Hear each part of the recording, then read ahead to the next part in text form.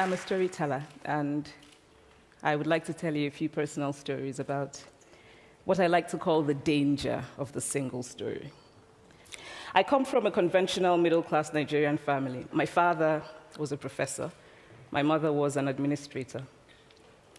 And so we had, as was the norm, live-in domestic help who would often come from nearby rural villages. So the year I turned 8, we got a new houseboy. His name was Fide. The only thing my mother told us about him was that his family was very poor. My mother sent yams and rice and our old clothes to his family. And when I didn't finish my dinner, my mother would say, "Finish your food. Don't you know people like Fide's family have nothing?" So I felt enormous pity for Fide's family. Then one Saturday, we went to his village to visit. And his mother showed us a beautifully patterned basket made of dyed raffia that his brother had made. I was startled. It had not occurred to me that anybody in his family could actually make something. All I had heard about them was how poor they were, so that it had become impossible for me to see them as anything else but poor. Their poverty was my single story of them. Years later, I thought about this when I left Nigeria to go to university in the United States. I was 19. My American roommate was shocked by me. She asked where I had learned to speak English so well and was confused when I said that Nigeria happened to have English as its official language. She asked if she could listen to what she called my tribal music and was consequently very disappointed when I produced my tape of Mariah Carey. She assumed that I did not know how to use a stove. What struck me was this: she had felt sorry for me even before she saw me. Her default position toward me, as an African, was a kind of patronizing, well-meaning pity. My roommate had a single story of Africa, a single story of catastrophe. In this single story, there was no possibility of Africans being similar to her in any way, no possibility of feelings more complex than pity, no possibility of a connection as human equals. I must say that before I went to the US, I didn't consciously identify as African. But in the US, whenever Africa came up, people turned to me, never mind that I knew nothing about places like Namibia. But I did come to embrace this new identity, and in many ways, I think of myself now as African, although I still get quite irritable when Africa is referred to as a country, the most recent example being my otherwise wonderful flight from Lagos 2 days ago, in which there was an announcement on the Virgin flight about their charity walk in India, Africa, and other countries. So after I had spent some years in the US as an African, I began to understand my roommate's response to me. If I had not grown up in Nigeria, and if all I knew about Africa were from popular images, I too would think that Africa was a place of beautiful landscapes, beautiful animals, and incomprehensible people fighting senseless wars, dying of poverty and AIDS, unable to speak for themselves, and waiting to be saved by a kind white foreigner. I would see Africans in the same way that I, as a child, had seen Fide's family. This single story of Africa ultimately comes, I think, from Western literature. Now, here's a quote from the writing of a London merchant called John Locke, who sailed to West Africa in 1561 and kept a fascinating account of his voyage.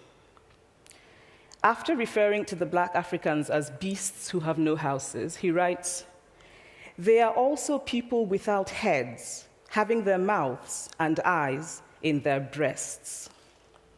Now, I've laughed every time I've read this, and one must admire the imagination of John Locke.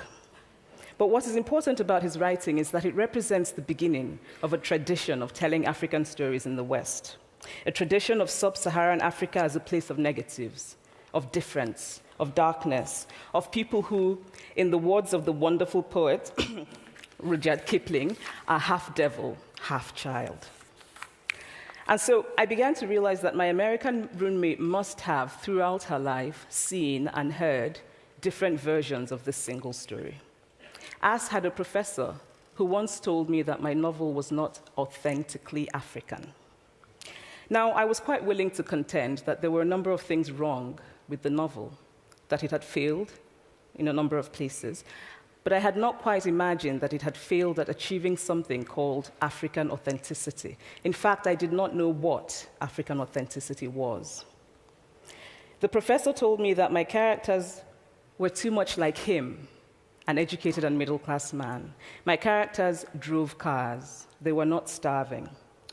Therefore, they were not authentically African.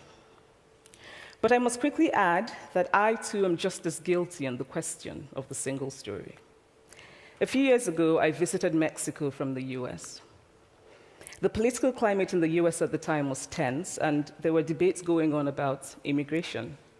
And, as often happens in America, immigration became synonymous with Mexicans. There were endless stories of Mexicans as people who were fleecing the healthcare system, sneaking across the border, being arrested at the border, that sort of thing. I remember walking around on my first day in Guadalajara, watching the people going to work, rolling up tortillas in the marketplace, smoking, laughing. I remember first feeling slight surprise, and then I was overwhelmed with shame. I realized that I had been so immersed in the media coverage of Mexicans that they had become one thing in my mind, the abject immigrant. I had bought into the single story of Mexicans, and I could not have been more ashamed of myself. So that is how to create a single story. Show a people as one thing, as only one thing, over and over again, and that is what they become. It is impossible to talk about the single story without talking about power. There is a word, an Igbo word, that I think about whenever I think about the power structures of the world, and it is nkali. It's a noun that loosely translates to be greater than another. Like our economic and political worlds, stories too are defined by the principle of nkali. How they are told, who tells them, when they are told, how many stories are told, are really dependent on power. Power is the ability not just to tell the story of another person, but to make it the definitive story of that person. I recently spoke at a university where a student told me that it was such a shame that Nigerian men were physical abusers like the father character in my novel. I told him that I had just read a novel called American Psycho, and that it was such a shame that young Americans were serial murderers. Now,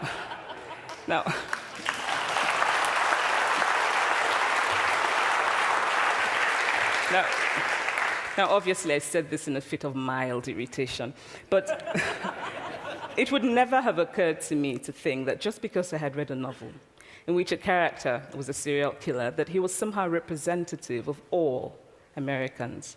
And now, this is not because I'm a better person than that student, but because of America's cultural and economic power, I had many stories of America. I had read Thailand, Updike, and Steinbeck, and Gateskill.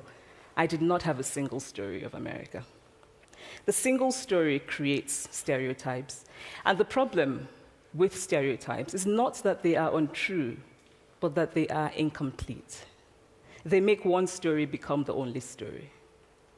Of course, Africa is a continent full of catastrophes, the immense ones, such as the horrific rapes in Congo, and depressing ones, such as the fact that 5,000 people apply for one job vacancy in Nigeria.